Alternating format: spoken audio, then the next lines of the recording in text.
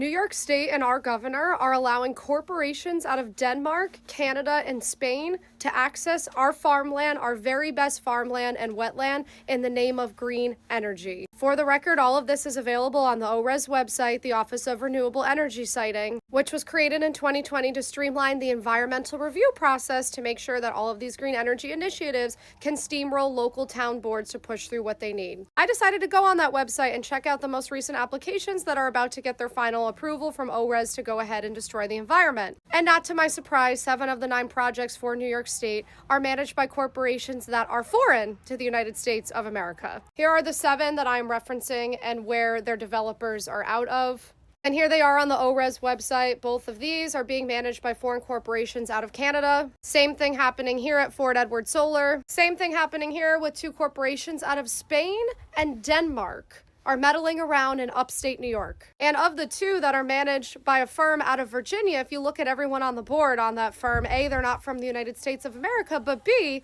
their investors are from a very well-known investment fund, BlackRock.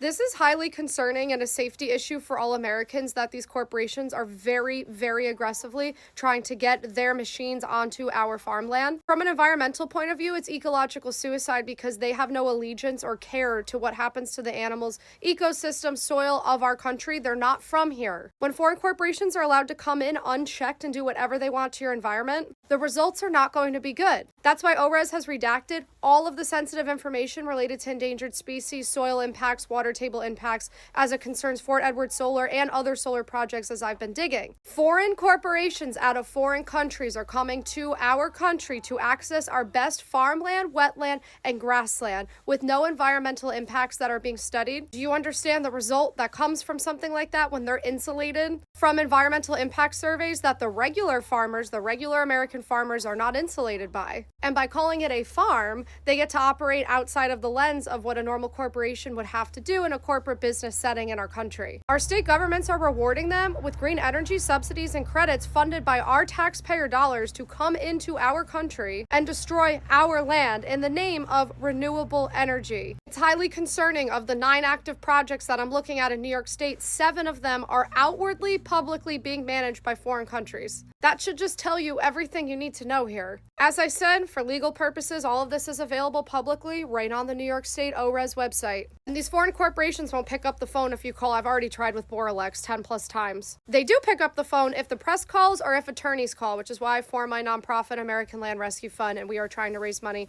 as quickly as possible to hire attorneys to do something about this before our land is gone.